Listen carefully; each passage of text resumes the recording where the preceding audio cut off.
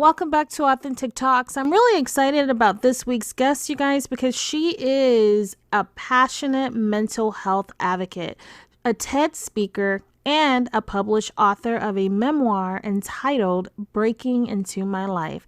After years of playing the role of child caregiver, Michelle embarked on her own healing journey of self-discovery. Her memoir offers a rare glimpse into a young girl's experience living with and loving her bipolar mother. Michelle also elevated the conversations in the workplace around mental health. She also knows firsthand what it feels like to struggle with mental illness after experiencing her own depression due to challenging life events of her own just a few years ago. You guys, please welcome Michelle Dickinson, who recently concluded a 19-year pharmaceutical career and became an entrepreneur. She has emerged from her own challenging life events with a strong desire to positively impact the mental health landscape within the first responder community, as well as the workplace and within local communities. Hi, Michelle. Welcome to the show. Authentic Talks is all about authentic conversations. This show is all about growth, love, respect, success, mind, body, and spirit. If you're looking to grow and become your authentic self, then this is the podcast for you. And I am your host, Shanta. Welcome to the show. Hi, Shanta. Thanks for having me. Thank you for joining me. I'm really excited to have you today. Michelle, if someone wanted to know who you were, what would you tell them? Am I limited by the number of words I can use? Absolutely not. I would say I am a very, very passionate mental health change agent, and I'm out to really make a profound difference in how we all relate to mental health. Wow, I love that. Now, I know that you wrote a book. It's called Breaking Into Her Life. Yeah, so that's a memoir that I released, and it actually captures my experience growing up and loving my bipolar mother. It explains that experience of the highs of the mania of bipolar and then the deep depressing lows of bipolar. And I talk about that experience as a child, how it affected me as a young adult, and how to this day it still shapes the woman that I am. So I wrote it because I had given a TED Talk and it was met with such a great reaction that I thought I need to actually write my story, something I had always wanted to do, but just didn't have the confidence that what I had to say would make a difference. But I got such a nice response, and I thought, yeah, I'm going to tell the story because I really think I can make a difference with my story. And I'm sure that there's like other people that have had that experience where it definitely is helping a lot of people along the way. What was that like? Did you know that there was a word associated with the behavior as a little girl? You know, I really didn't. I think as I got older, we started calling it manic depressive disorder. And no, I didn't. And I didn't know any different, right? Like that was my norm. My mom's behavior and my mom's actions were really just what I knew, until I would actually go and spend time with my girlfriends and be with their families and see the relationship that they had with their mothers. Like I didn't know any different. I just knew that my mom, she struggled with a mental illness, and she would sometimes have to go away to the hospital. And and I just had to do what I had to do to take care of her and take care of the house whenever she got really sick. Wow, that's awesome that you were able to help. Did that impact your life, like as far as schooling growing up? It definitely made things a little harder for me because I was always distracted, like wondering about my mom and worrying about, like, is she okay? She was really sad when I left her. I hope she's okay. She was also very strict. I write in the book experiences of when she was very, very controlling. So that meant that I had to come right home after school, and I had to be with her a lot of the time, even if I didn't want to. So it was definitely hard in a lot of ways. Mm-hmm. You're able to help others with a way to decrease health stigma and the shame that prevents people from getting the care that they need. And how are you able to do that? So there's such a backstory here, Shanta. I actually I never dealt with a mental illness myself because I was adopted. So my mom had bipolar. And so I knew what it looked like from the lens of a caregiver. I really never knew what it was like to have a mental illness. And then as I got older, I had, gone through a lot of different life events, and I somehow was able to not be clinically diagnosed. And then I dealt with a major life event a few years ago. And this is, just a reminder that nobody is immune to mental illness. I actually had a life event that had me really struggling. And so at that point, I was diagnosed with depression. So I knew what that finally felt like, and really was a humbling experience to just try to navigate that. So I have that perspective. And then simultaneously, I had released the book, and I was working for a Fortune 500 company, and I was part of a leadership team that was out to cause change and really cultivate a culture of compassion, a stigma-free workplace. So I was part of that change effort within the company, including it. We did all kinds of activities and really took on creating a safe space for people with invisible disability. And it was truly a remarkable experience. So I like to say I have this trifecta of mental health experience because I have those three lenses on it. So what I'm really out to do now is help companies and cultures within companies become more understanding, compassionate, and more knowledgeable around mental health. So people who struggle don't have to go to work with the game face on and pretend everything's okay when they're struggling, to keep that additional secret on top of dealing with their mental illness. So I really want to bring some change to how everyone relates to mental health. We spend way too much time at work, and that should be a place of compassion. So if someone were to approach you from an HR perspective, what would be one thing that you're able to share with them that could help move the ball in that direction? What could they do? Yeah. So if you go to my website, I actually have 5 steps for cultivating a compassionate workspace and a compassionate culture. But there's so many things, and every culture is going to be different. Every environment is going to be different. Regardless of industry, it's what it all comes down to is, do you have a diversity and inclusion program that includes people with invisible disabilities, just like someone with a physical disability? Do you have policies that support that? What's your leaders' remit? What's your senior leaders' remit? Have they announced that they really want there to be a stigma-free workplace for all their employees? Do they have strong employee assistance programs where an employee can reach out and get care immediately if they need it? There's so many things that can be done to really cultivate that environment. Really does require a baseline assessment of kind of what they're already doing. What's the good stuff they're already doing? And let's build on that. I know a lot of companies nowadays, they have something called ADP. Is it EAP? I think it's called EAP. Yeah, Employee Assistance Program. Yeah, it's like a 800 number where they could call for support and guidance. Yep.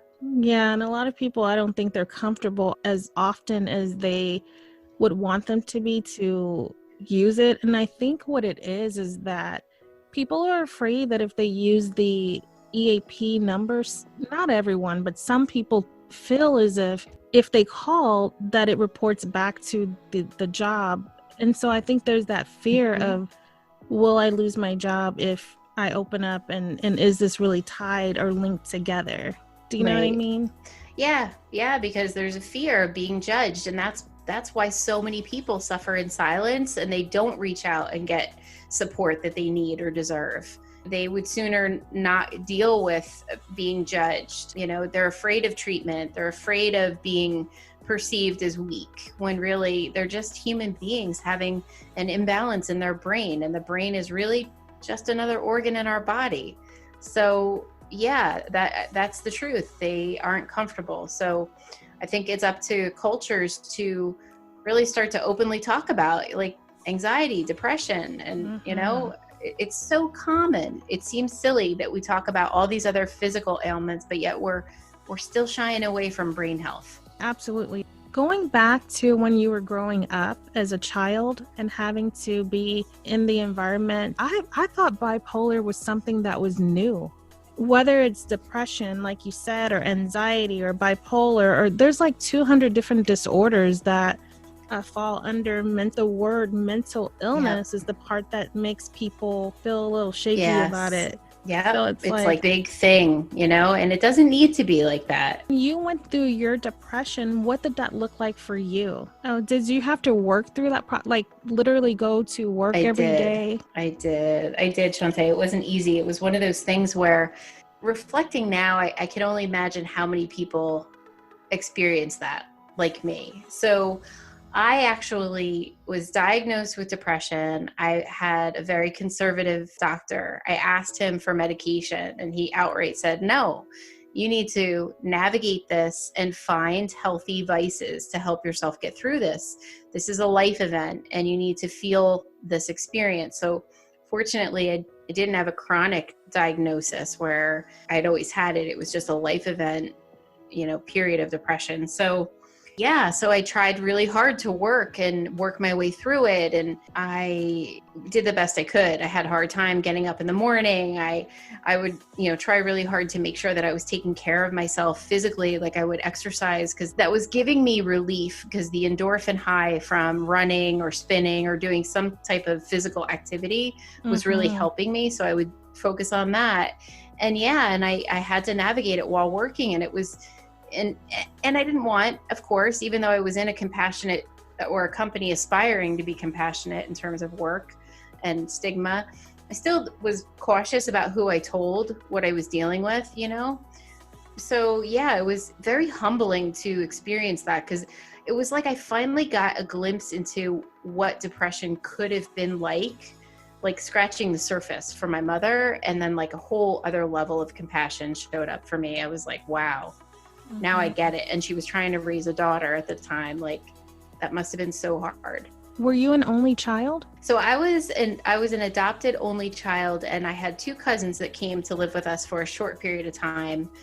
So technically I was an only child. When you were going through your depression, was there anything that the employer could have done to help to make that an easier process for you?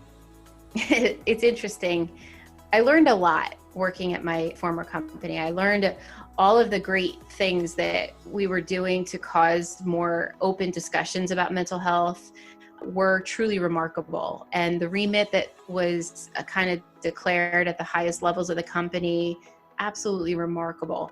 But then I also learned that your experience as an employee is directly correlated to your line manager, and that relationship with your line manager and the level of compassion that they share with you or not, that makes or breaks your experience. So for me, it was, even though I knew there was an entire army of people within an employee resource group, because we helped build the fastest growing, largest mental health employee resource group, even though there were thousands of employees rallying around to create the stigma-free environment, I still had a manager that was not on board. So it was really hard. I openly found the courage to disclose to that person that I was dealing with depression. And it wasn't met with the level of compassion that I would extend a direct report of my own. That's for sure. So it was hard. It was a hard experience. But at the same time, it was kind of like I was seeing both sides of the perspective, right? Like, your program and your efforts are only as good as your line managers execute on them.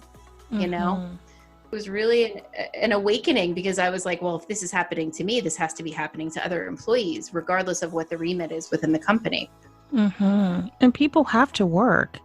They do. I have had to work with a couple of people that were bipolar, where they openly admitted it. And what I tried to do was not put that stigma or treat them different, because they were just like me, they just needed to take medication. So that's pretty tough when it gets down to it. Do you think that people should admit that going through an interview, or is that something you would reveal at a later time?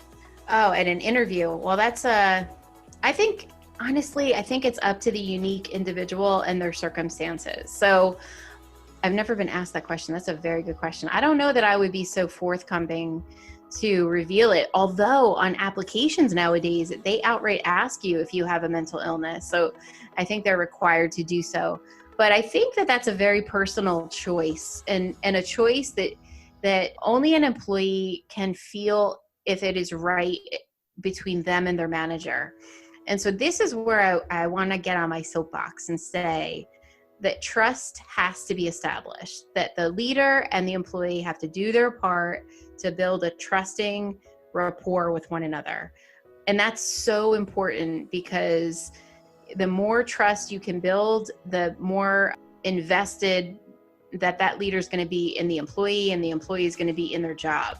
So I think trust has to be present, the environment has to be right, and the employee has to feel comfortable in having the courage to share that, And then if they do share that, here's the great news, Shanta, then they could be met with supportive, maybe a supportive alternative work arrangement, just like we make accommodations for someone in a wheelchair or with any other physical challenges. Accommodations could be made if you have someone who's autistic or someone who's dealing with anxiety and can't be in a common space work environment. Like, make accommodations, that could work so that they could thrive. Who knows, maybe that's working in a separate office or working from their home office. Like, I think it's a great business sense to really support employees where they are so they can show up the best of their ability. It's a win-win for the company and for them. What is the proper term that I should be using? Is it bipolar, or do you say mental illness? It's very interesting, because now there's bipolar 1, there's bipolar 2.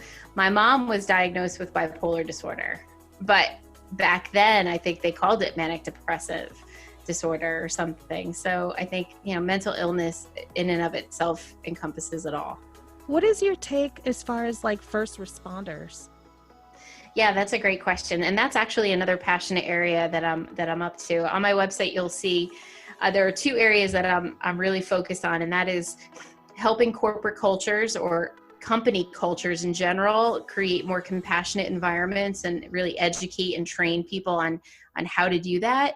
And then first responders is another area, because first responders collectively, they see a lot of things, they deal with a lot of things, they suppress it so that they don't bring it home to their families. They're more vulnerable for PTSD. And unfortunately, I live in New Jersey, so I guess over the past 12 months, there's been many, many suicides in New York City by police officers. And so we have a problem in terms of our first responders not getting the mental health support that they need and that they deserve. So I've partnered with an amazing police sergeant who she and I are really out to help bring the whole first responder community resilience training, de-escalation training, and mental health first aid training to really help them humanize the conversation of mental health. So it's not something that they avoid, it's something that they address head on for their own well-being and for their families. Wow, that is really awesome. Now that we're going through this COVID-19, yes, what is your opinion on what people can do that have like mental illnesses to get through this time? So, we're in a really interesting time period. We are asked to be quarantined, and as humans, we are social human beings. It is extremely hard. And I think for the first time ever, people who maybe have never experienced a mental health challenge just might be having to deal with that. Mm-hmm. So it's really, really hard. So it's not only the folks who had a diagnosis of mental illness going into COVID, it's being, quarantined to your home and you live alone and not being able to socialize. It's extremely challenging. So there are some things that people can do proactively to make sure that they're taking care of themselves. I actually have created a very robust resiliency program that I'm sharing with 2 of my corporate clients to really just empower employees who are working from home every day, having to take care of their families, having to just deal with this new environment. So it's all about empowering people. A couple of things I like to share in my program is really around monitoring the amount of news and social media that you're consuming, Yes, I agree. that's the source of the fear. That's the source of fear and anxiety. And if you can monitor that, maybe limit it to like a 15-minute window of time, not hours and hours and hours, and going to a reliable source, getting the update, and then moving on to something else. That's the healthiest thing you can do, is really start to manage the sources of fear that are entering into your headspace. Absolutely. That's freaking awesome that you said that, because I've been saying that and they're like, but you have to know what's going on. I'm like, yeah, you can find out, but you don't have to sit there all day for like 8 to 10 hours taking in the news. Exactly. Yeah. Exactly. Because that's going to make us feel anxious. That's going to make us feel paralyzed, because there's nothing we can do except for wash our hands and listen to, being quarantined and doing what we're supposed to do. There's nothing we can do about what's going on out there. So talk about feeling paralyzed and out of control. It doesn't serve you to sit there and listen to hours of it. So I highly recommend just monitor that. Make sure you have a structure in your life, that you're getting up at a regular time, that you're eating well, that you're not just indulging in comfort food because you're home. Make sure that you're getting all the nutrients that you need for your body and for your brain. Get moving, get your heart rate up. Make sure you're still getting your heart rate up, because that's going to help you. And make sure you're sleeping well. You don't want to lose sleep, because that's going to affect your mental health and your brain balance. So get the 8 hours or 7 hours of sleep every night, regardless. That's good stuff, Michelle. Now, I'm going to jump back a little bit.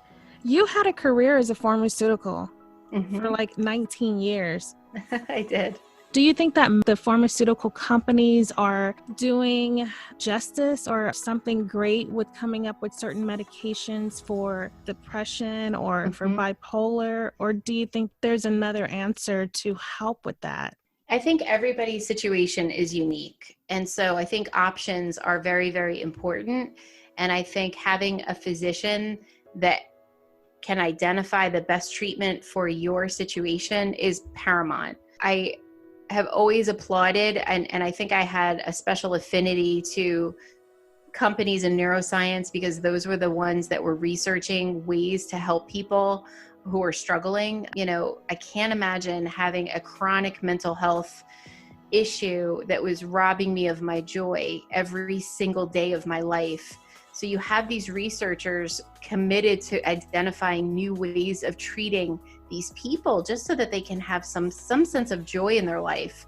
So I always thought that there's a place for research and for advances in neuroscience to help those people, because everyone is different. Everyone has a different, even though we're all human beings, we all have different makeups, and things are not always going to work for one as they work for another. My mother went through so many different products, so many different drugs, so many different cocktails of drugs, and some worked and some didn't work. So I think it all comes down to having a really reliable and really committed physician working with you, who can guide you to the best treatment for you. So, I think options are great. And I think that what's being discovered and brought to market is important and plays a role.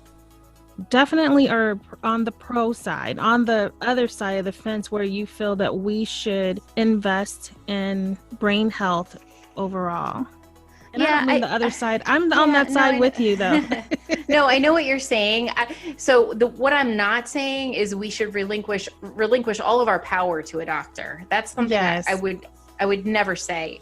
If you could own, and we all should own our health. We all should take control of the things that we can do, like exercise, like eating well, like taking care of our physical well-being, because that's, it's going to spill over into your brain health. So owning certain things of your well-being are critical. Relinquishing your power to a doctor is not what I'm saying. I'm saying having the right doctor give you the right kind of care that you need. Absolutely. What is the name of the book? Sure. It's called Breaking Into My Life, Growing Up with a Bipolar Mom and My Battle to Reclaim Myself. And if someone wanted to find your book, where can they find it? So come and find me on my website and talk to me. I love to hear from people. And you can find me at www.michelledickinson.com. And you can access information about my book on my website. For you, Michelle, I really do love the fact that you're an advocate. I say keep doing you, keep moving forward and having your voice heard. Thank you. Thank you so much. Yeah, it's important. We spend a lot of time at work, right? So we should have a culture that is stigma free. If you had an employee that came to you and they said that they were bipolar and you've seen that they were having a really tough time with, nowadays we work in an environment where they want you to be productive, whether it's whatever type of work it is. How would you handle that as the supervisor of a person who showed up every day or every other day with a very difficult time of being able to focus and work? Yeah, so I think it would be like, so if first of all, if they disclose that kind of information, I would definitely want to sit down and maybe bring in our HR department to say, okay, so what kinds of accommodations could we provide so that you would feel like you could produce, like that you could execute on your job? Like, what is it that you need to be able to do your job? And I think that can only come from the employee, and working with HR to figure out ways to accommodate, I think would be the next best step. Because if you have an employee, you want to keep them engaged, you want to keep them present, you want to do what you can to not have them go out, because it's harder if they go out to get them back into the workplace.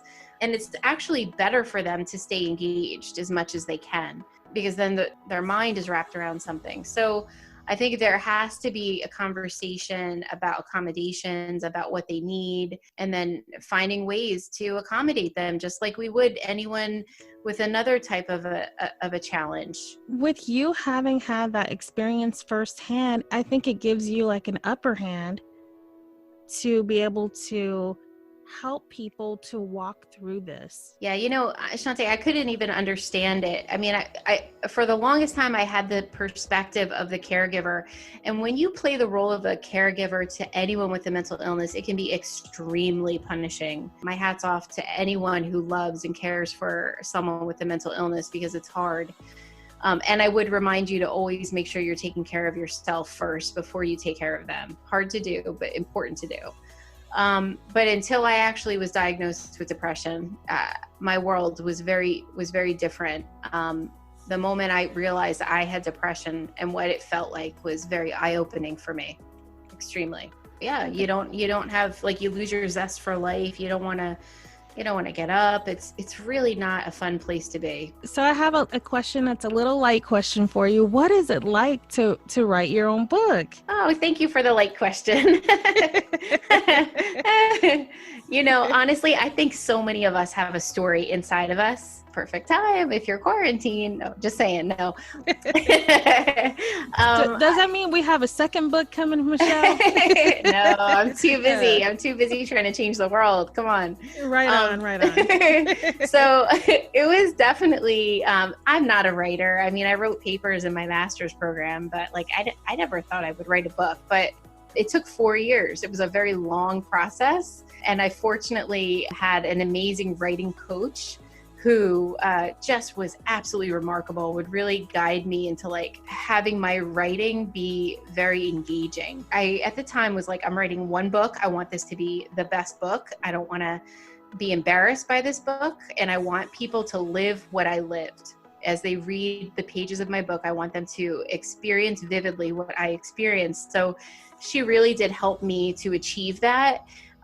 So when it was finally written and done and published, I was very, very fulfilled in that process and in that journey. But I had moments, because I had to unearth a lot of emotion and a lot of those experiences that weren't very positive. I had to relive those. So it turned out to be a very cathartic experience for me as well. All of this being said, do you have any projects that you're currently working on, or do you do like public events or anything like that? So first of all, I love talking. I love talking to podcasters. I love speaking. Yes, I've done a couple of different panel discussions for workplace mental health.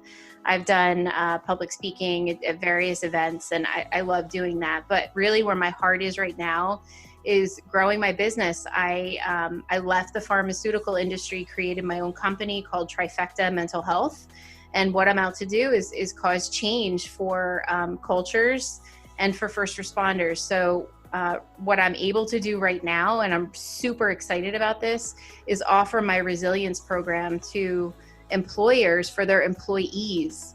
So what is it that they can be doing to stay healthy, to stay mentally balanced, and have that resilience to navigate this COVID experience? So I'm so excited to be able to deliver that to two of my clients and make a difference now, with the hopes of ultimately helping them to build their mental health strategy in their company, so that when people get back to work, they're going back to a different kind of environment, one that's truly inclusive of people with all kinds of abilities. Wow, I love it. That's awesome. And what's really cool about that is, although you're all the way in New Jersey, you're able to help everybody nowadays, because with technology, if they were interested in the resilient program, they would contact you through my website. So you can contact me through my website, michelledickinson.com, or through Instagram. I'm on Instagram, Michelle Dickinson 71. Feel free to reach out to me. I'd be happy to share with you kind of what that resilience program looks like in terms of an outline. The feedback I've gotten so far is just been so great. And I think it's just the little tips we need to remind people to just kind of stay in the game, stay on your game, stay engaged in your work, stay engaged in your well-being. It's super important that you keep your people healthy and happy to the best that they can be in the situation. I was just reading an article yesterday that this is such a pivotal moment for employers to really show up for their people, because how they treat their people now during COVID is going to linger. They're going to remember how they were treated by their company during these crisis times. So it's such a great opportunity to really just show up for them and say, hey, I got you. You're going to be okay. We're all going to be okay. I'm excited. They say that there's 2 days that are important: the day that you're born, and then the day you figure out why. And I am so clear that I finally found the day that I've come across the day that I figured out the why, and that's to make a difference in, around mental health. So I'm really, really connected to it and want to make a difference. Yeah, that is amazing, because our brain health is so important. Yeah. It is absolutely important. If you could leave our audience with some takeaway, what would that be? So we're going through a really hard time right now. We've never lived through a pandemic like this. And I think the best thing you can do is make sure that you're always checking in on yourself and how you're feeling. You're not keeping that to yourself. You're confiding in someone that you love and trust if you're not feeling well, to talk to them, because it becomes far less scary when you get out of your head and you articulate to someone that you're feeling a little overwhelmed or scared or whatever. So communicate, keep talking. That's my first tip. And my second tip is check in on one another. Like, just reach out to people that you love. If you know someone's active on social media and they go silent, pick up the phone and call them. Like, really look after each other and care for one another now more than ever. That's good tips. I agree with you. And yeah, it's awesome. When you're that passionate about it, that means it's gonna work out. It's gonna happen. Yeah, I think so. Because they need the help. They really do. Thank you, Michelle, for coming on the show. I really do appreciate it. You guys, that was really interesting to hear about how Michelle grew up with the bipolar mother, and her experience led her into finding her purpose was to really help people and to shed a light on mental illness for first responders and for employers to be able to better accommodate the employees. And on most corporate jobs, we do have EAP, and there's other programs out there as well. Michelle is really trying to stand up when it comes to the discrimination that happens amongst people with mental illnesses. And this was the first time I had a conversation about mental illness as it relates to our first responders, and allowing them to be able to move forward in their life and reduce suicides and just being able to have de-escalation training and to humanize the conversation around mental health amongst the first responders. Michelle, thank you again for coming on the show. And lastly, you guys, I want to leave you with this.